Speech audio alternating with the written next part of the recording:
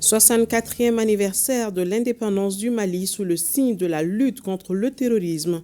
Le 22 septembre célébré au génie militaire hier. Une cérémonie riche en couleurs avec un défilé militaire impressionnant. Le président de la transition, le colonel Assimi Goïta, a présidé les festivités. Les réseaux et associations de femmes se réunissent autour du draft de l'avant-projet de la loi relative à la santé de la reproduction. Maïmouna Doumbia nous fera le point dans ce journal. Lundi 23 septembre 2024. Mesdames et messieurs, bonjour et bienvenue dans cette édition de 13h. Célébration du 22 septembre au génie militaire hier, une cérémonie riche en couleurs avec un défilé militaire impressionnant. Le président de la transition, le colonel Assimi Goïta, a présidé les festivités. Il place ce 64e anniversaire sous le signe de la lutte contre le terrorisme, la coopération sécuritaire de la Confédération des États du Sahel pour y faire face. Le président Goïta apprécie l'engagement des Maliens aux côtés des forces armées. Il appelle à l'union sacré autour de la patrie. Le cérémonial de la prise d'armes et la synthèse de l'intervention du chef de l'État avec Sirabatili. Suivant. Le rendez-vous de l'honneur et de la dignité retrouvée. Le Mali de Modibo Keïta se remémore et hisse son drapeau pour magnifier son indépendance. Un 64e anniversaire qui mobilise la République avec en tête le chef de l'État, chef suprême des armées, le colonel Assimi Goïta au 34e bataillon du génie militaire pour ce rappel historique de l'indépendance du Mali.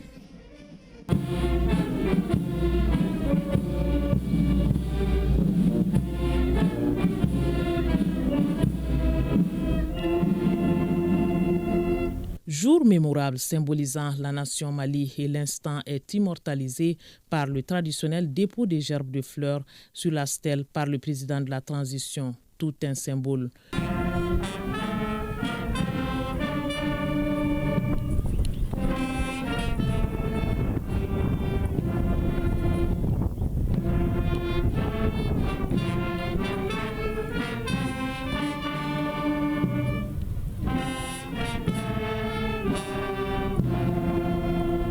Le colonel Assimi Goïta revoit les troupes par la suite.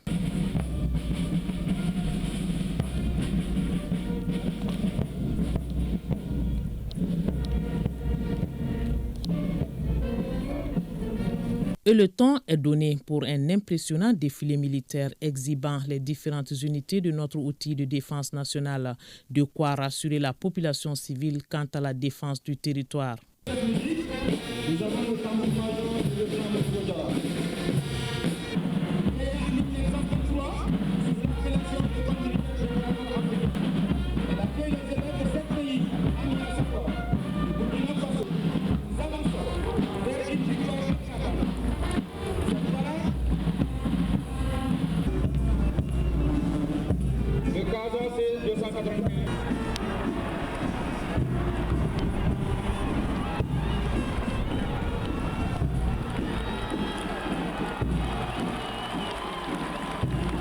Ce 64e anniversaire de l'indépendance du Mali est marqué par un contexte de lutte contre le terrorisme. L'indivisible Mali restaure son image d'antan, celle d'une souveraineté pleine et entière. Les premiers mots du président de la transition sont ceux d'hommage au père fondateur de l'indépendance, avec le rappel du contexte actuel de célébration de ce 22 septembre. Nous célébrons aujourd'hui les 64 ans de l'indépendance de notre pays et sous les signes de la grande résilience et la reconquête de notre souveraineté. Et je voudrais, en ces jours solennels, rendre un vibrant hommage au père de l'indépendance, en l'occurrence le président Modibo Keïta et ses illustres compagnons qui ont tracé la voie de l'honneur et de la dignité. L'anniversaire de cette année se déroule dans un contexte marqué par de nombreux défis, notamment la lutte contre le terrorisme et le développement. La lutte contre le terrorisme est un engagement national et international que le Mali va toujours honorer. Et cela a été réconforté dans le cadre de la création de la Confédération des États du Sahel. La Confédération des États du Sahel mènera donc des actions coordonnées pour lutter efficacement contre le terrorisme. Une assurance donnée par le chef de l'État, président en exercice de la Confédération des États du Sahel. Nous allons mettre tous les moyens aux trois armées pour traquer des jours comme de nuit ces groupes armés sans foi ni loi, jusqu'à ce que nos trois pays soient totalement débarrassés de cette menace terroriste.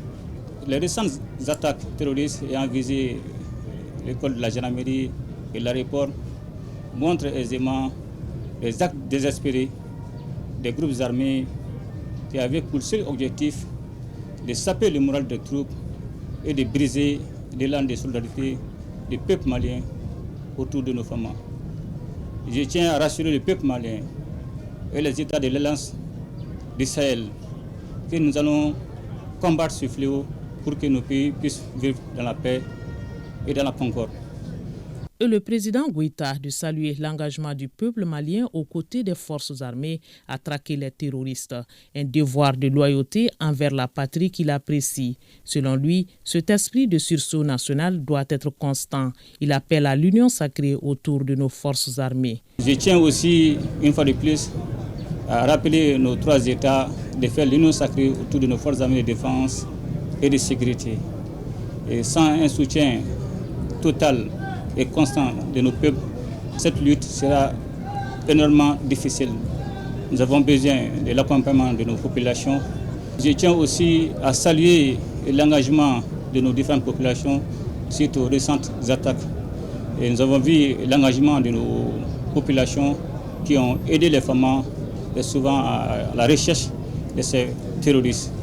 Et je voudrais aussi saluer et remercier nos partenaires qui nous soutiennent dans ces moments difficiles et les rassurer que le Mali et les États du Sahel restent ouverts à tout partenariat dans un esprit de gagnant-gagnant et surtout de respect mutuel.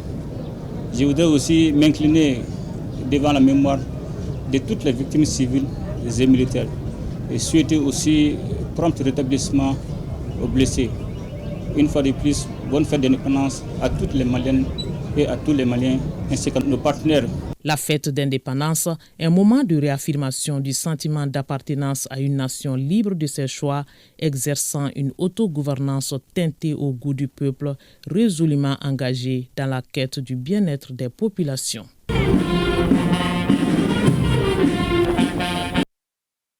Le nouvel arrondissement de Badougou-Djoliba a célébré l'arrivée de son premier sous-préfet, M. Ibrahim Tunkara. Cet événement tant attendu par les populations locales, après près d'un demi-siècle d'attente, s'est déroulé dans une ambiance festive, marquée par la participation des résidents, des ressortissants de Bamako et des représentants des villages environnants. Envoyés spéciaux Agibou Koulibaly et Karunga Konaté.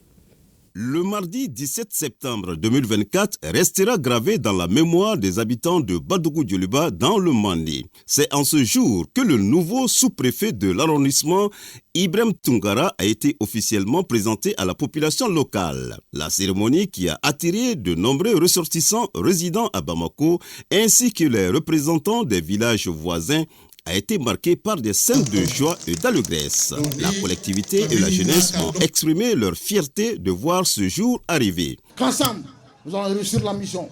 Qu'ensemble, nous allons développer la commune de Mandé. Ensemble, on va développer l'arrondissement de Djoliba. Ensemble, le pays sera apaisé. Et ensemble, la victoire sera acquise. Le message important surtout à passer, c'est l'entente, la cohésion entre la population. L'appel de la jeunesse, c'est vraiment s'unir, se souder autour de ces sous-préfets, de ces représentants de l'État, pour que vraiment la situation, la conjoncture actuelle que le Mali traverse, donc d'ailleurs pour laquelle nous soutenons fortement les autorités. Cela fait 49 ans que les habitants de Badougou-Djoliba attendaient ce moment. Depuis 1975, ce village aspirait à devenir un arrondissement. Grâce au nouveau découpage administratif, une promesse longtemps attendue est enfin devenue réalité sous la transition en cours. C'est un rêve qui se réalise. Ça a été vraiment une fierté pour nous et nous en sommes vraiment ravis. Ce que je demande maintenant à la population, c'est d'aider, n'est-ce pas, le sous-préfet à faire son travail. De deux, demander l'entente au niveau de la population de la sous-préfecture. Ma mission régalienne ici, c'est d'être au service de l'ensemble de la population de Djoliba, y compris les 21 villages. Donc je suis là pour eux. Donc les plus hautes autorités de la transition, y compris mes chefs là, ont porté leur choix sur moi pour que je sois le sous-préfet de Djoliba. Donc je dois tout faire pour donner le meilleur de moi-même. Pour clôturer cette journée historique, dans la convivialité, des prestations de chasseurs et des troupes folkloriques ont animé la cérémonie, ajoutant une note culturelle à l'importance administrative de l'événement. Les femmes catholiques de Bamako prient pour la réconciliation et la paix au Mali. À cet effet, elles ont organisé une messe à la cathédrale Sacré-Cœur de Bamako. Une messe qui entre dans le cadre de la commémoration de l'indépendance du Mali et de la fête de Saint-Matthieu, célébrée chaque année le 21 septembre. Le compte rendu de Smaou Haïdara. Une foule, un souhait, que la paix et la stabilité reviennent au Mali. C'est dans cet esprit que les femmes catholiques de Bamako ont tenu une messe, espérant que leur prière sera exaucée. On s'est vu le devoir de prier le Seigneur afin qu'il laisse toujours le Mali debout et qu'on ait la paix pour tous les Maliens et pour toujours. Les fidèles chrétiennes incluent la célébration de l'indépendance du Mali, la Semaine nationale de la réconciliation, de la paix et de la cohésion sociale et la fête du Saint-Matthieu. On a formulé une prière pour la réconciliation. Tout d'abord, quand on se réconcilie, la paix viendra. Et pour que nous-mêmes, en tant que maman, apportons la paix dans nos familles, dans nos milieux de vie et dans le pays, pourquoi pas. À travers cette messe aussi, tous ceux qui sont en train de s'aimer la terreur peuvent être appelés aussi pour le changement de leur cœur. Ce qui se passe dans notre pays, c'est terrible. Ce qui s'est passé à l'aéroport, et puis donc à cette école de formation des gendarmes, c'est horrible. Les gens ont été tués comme ça. Et cela continue. Je suis heureux que les femmes vraiment se soient donné cette occasion de prier pour la paix. C'est pourquoi le jour de la fête de Saint-Matthieu, on a tout terminé. Bon, ce qui est intéressant dans l'évangile de Matthieu, c'est que il parle de béatitude, ce qui doit rendre les hommes heureux. Alors il insiste sur l'aspect des artisans de paix. Et comme on le dit souvent, ensemble nous pouvons. Et ensemble, elles aspirent à ce que le Mali retrouve bientôt stabilité et réconciliation. Puisse Dieu accepter nos prières. Les activités de la Semaine nationale de la réconciliation nationale se sont bien déroulées à Taoudéni, Tombouctou et Nioro, avec un cachet particulier au pays de l'AES. Le thème choisi cette année est solidarité et unité nationale autour des victimes des inondations dans l'espace AES. Les reportages de Saloum Konaté, Shirifi Moulay Haïdara et Moussa Diakité. Solidarité et unité nationale autour des victimes des inondations dans l'espace AES. C'est le thème retenu pour la 3e édition de la Semaine nationale de la réconciliation. Initiée par les plus hautes autorités, l'activité consiste à consolider la paix et la cohésion sociale. Pour l'ouverture des travaux dans la 6e région, le gouverneur et le chef de l'équipe régionale d'appui à la réconciliation appellent la population à soutenir les victimes des inondations pour davantage renforcer l'unité nationale et la cohésion nationale. En effet, c'est durant ces moments de crise que la solidarité nationale doit se renforcer. C'est dans ces difficultés qu'on doit se donner la main, s'entraider à travers des actions en direction des victimes, des actions qui constituent aussi des rouages importants pour la paix et la cohésion sociale. Les travaux de lancement de la CNAR a regroupé l'ensemble des forces vives de la région de Tombouctou. Une occasion pour le gouverneur de rappeler que chacun doit être un soldat de la réconciliation. L'objectif général est de mobiliser la nation malienne en général et la population de la région de Tombouctou en particulier autour de la solidarité et du soutien aux victimes des inondations en renforçant l'unité et la cohésion sociale. La solidarité en période de crise est bien un facteur de renforcement de la paix, de la cohésion nationale entre toutes les communautés. Le gouverneur de la région a également rappelé que plusieurs activités marqueront cette troisième édition.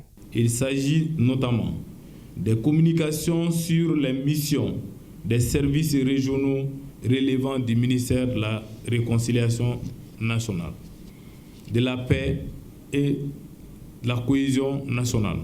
Il s'agit notamment de l'équipe d'appui à la réconciliation nationale, l'antenne régionale de l'autorité de gestion des réparations en faveur des victimes, l'agence de développement du nord du Mali, la conférence sur le partage, l'entraide et le vivre ensemble, la cohésion sociale.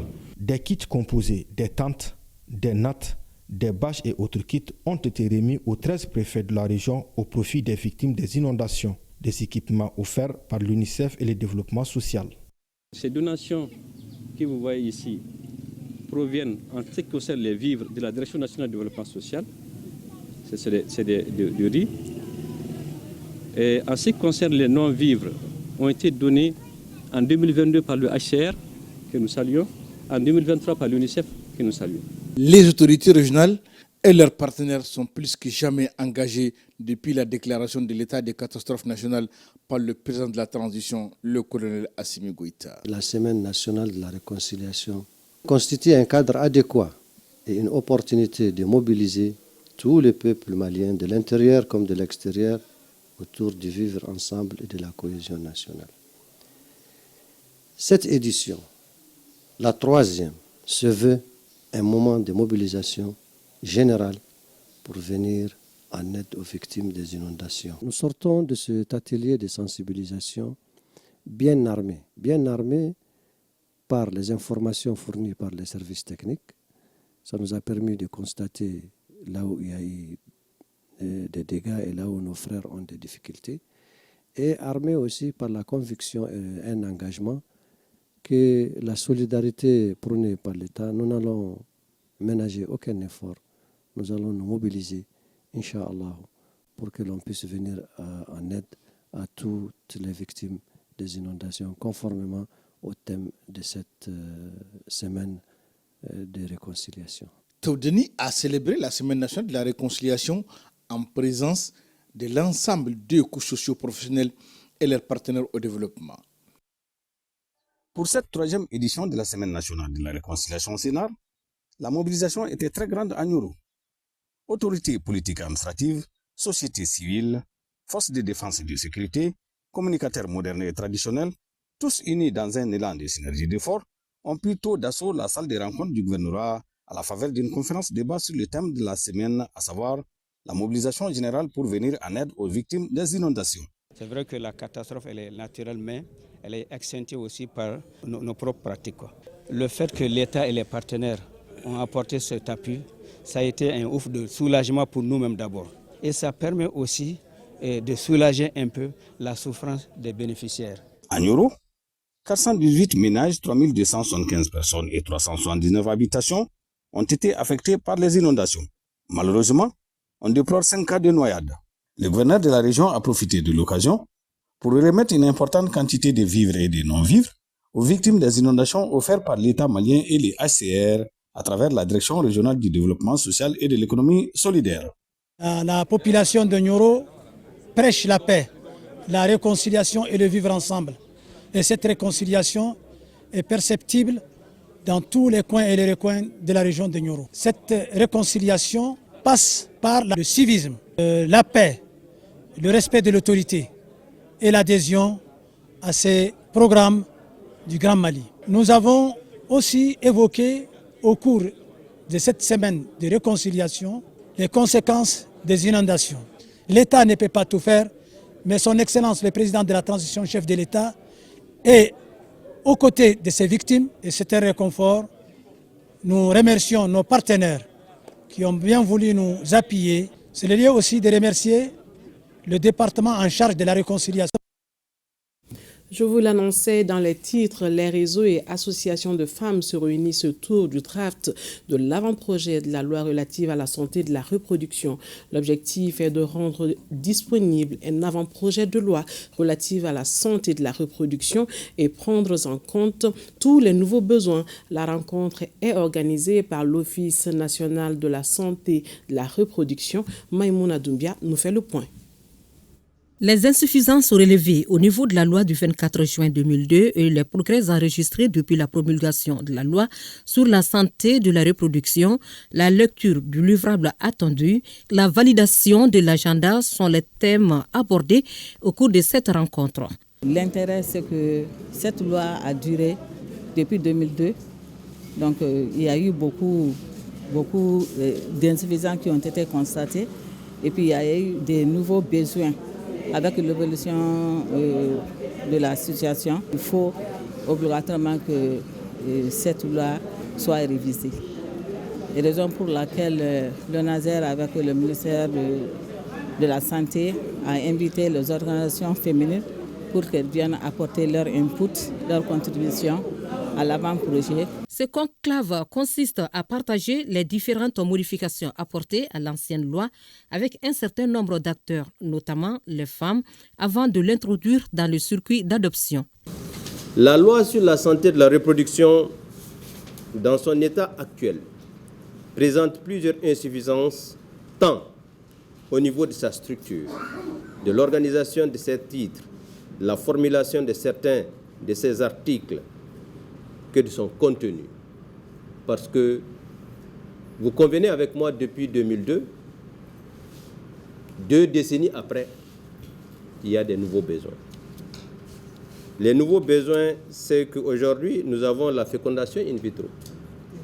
Le besoin de la femme d'avoir un enfant et plusieurs autres besoins dans le cadre de la protection, même des prestataires. En tout cas, les organisations féminines entendent apporter leur contribution à cet avant-projet de loi avant que le texte prenne en compte leurs préoccupations. Le Centre culturel germano-malien CCGM change de paysage et se modernise à travers l'acquisition des nouveaux équipements. Il s'agit d'un kit complet de sonorisation de chaises, un podium d'appareils photo, de groupes électrogènes. Ces outils, y compris l'aménagement d'une scène pour les spectacles, l'installation de panneaux solaires et la rénovation de la cuisine, ont coûté plus de 30 millions de francs CFA du projet Donko Nimaya, mis en œuvre par GIZ grâce au ministère fédéral des Affaires étrangères allemande. Le reportage de Almozer Alkamissa Yatara. Le Cercle culturel germano-malien CCGM vise la promotion et le développement de la culture malienne. Il a aussi pour objectif la promotion de la langue allemande au Mali. C'est dans ce cadre que le cercle vient d'être honoré en recevant des matériels et équipements offerts par le projet Donko Nimaya exécuté par GIZ au compte du ministère fédéral des Affaires étrangères allemand.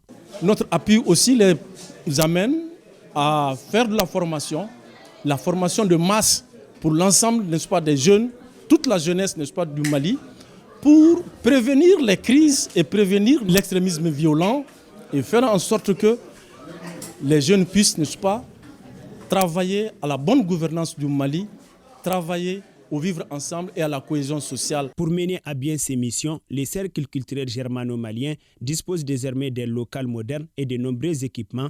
Cela fait au total 30 millions de francs CFA, fruit de la coopération allemande au Mali. Il s'agit d'un kit complet de sonorisation, 80 chaises de cérémonie, d'un groupe électrogène, d'un podium, d'appareils photo et accessoires. En plus de cela, nous bénéficierons des travaux de rénovation de la cuisine, de l'aménagement d'une scène pour les spectacles. À cela s'ajoutera une installation complète de panneaux solaires pour garantir l'autonomie du cercle germano-malien en énergie. Dans le cadre de notre projet Donko Nimaya, nous sommes donc très heureux de pouvoir renforcer les capacités du CCGM par des actions très concrètes. Nous espérons que cet équipement de sonorisation et ce podium ici favorisera la compréhension mutuelle ainsi que l'échange culturel au sein du CCGM ici. Les matériels et équipements réceptionnés par le Cercle culturel germano-malien devraient permettre une programmation régulière afin de faire de l'animation dans le cadre de l'éducation et la formation de la jeunesse au Mali. C'est la fin de cette édition. Merci de l'avoir suivi. À demain. Plaise à Dieu.